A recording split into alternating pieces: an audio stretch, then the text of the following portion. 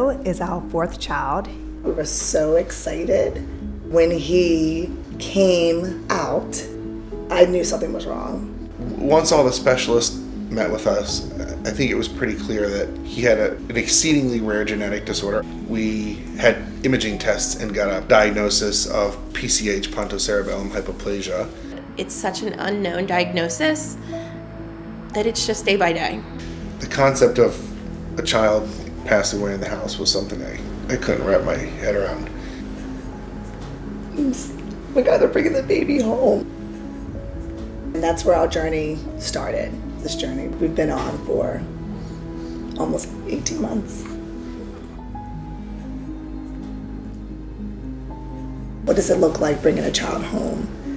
What things we're going to need? What support we're going to need? Gilchrist has been great with our other children. Beth and team have been translators for us around communicating with your children about very difficult circumstances. I've been able to have the opportunity to connect with the girls especially and to help them process all those big questions that they had about Leo.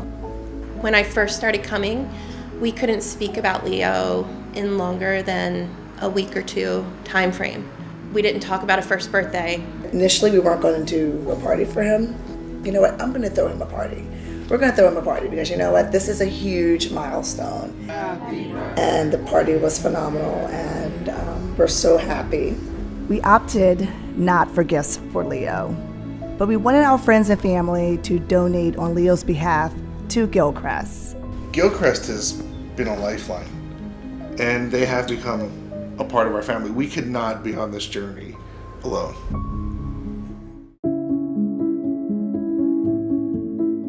I'm 99 and a half years old. I had a wonderful life. I realized that I wasn't just feeling well, and I couldn't put my finger on it. She went through several congestive heart failure hospitalizations. I was in the hospital 3 weeks in a row, and I said, no more hospitals. Her mood was pretty low, her energy was low, but that she had a strong relationship with music and dance specifically. I danced between 1936 and 1938. New York, New York is one of her favorite songs, and as soon as I started playing it, you could see a change on her face. She began to move and dance and tap her toes, and so after that song we engaged in conversation about other songs that are reflective of that time period in her life and how these songs have brought her joy. Person shows up from Gilchrist and makes your day a lot better, and that is such a wonderful feeling. Gilchrist was very understanding. They were compassionate.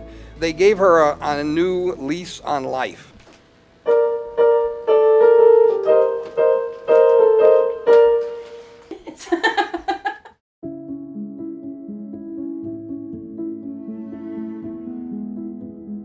I was a pilot, 12 years for Southwest Airlines. I learned to fly with the Coast Guard. Worked for the Air Force for a while, training people how to fly. The first seizure just happened. I had no idea it was coming on. When they opened him up, they said that it was a glioblastoma. They did tell me at the time that it was a very aggressive form of cancer. It's devastating when you get the news. Because, you know, when they tell you you're going into hospice care, that you realize there's no walking away from this one. And so now, just over a year later, we're at home, in hospice, in bed in the family room. Gilchrist is not just physical care. Gilchrist treats the whole family. They treat the patient and the rest of the family. It can be very emotional. Hospice is very emotional. End of life is emotional. You feel a lot of different things when you're waiting for someone to die. There's, of course, the sadness, and then there's anger, and there's frustration. Gilchrist has given us people to talk to about that. It's given us an opportunity to explain our feelings, and they've been able to tell us, you know, what you're feeling is normal. I really love what I do. As a counselor, I could be doing all kinds of different work, but this particular work is really special to me. Gilchrist to me is not just a job. It's my life. All of the people who come to our house from Gilchrist are here to do a job, but you would never know that they're doing a job. Obviously, they love what they do. The most important thing that you can do for somebody if they're not going to live is to help them die in a peaceful, kind, loving environment. And to think I could live to see my grandchildren, my great-grandchildren, again, on the normal side and not from a hospital. It was great.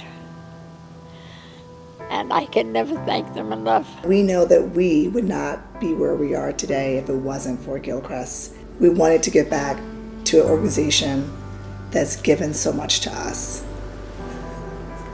Gilchrist has been amazing.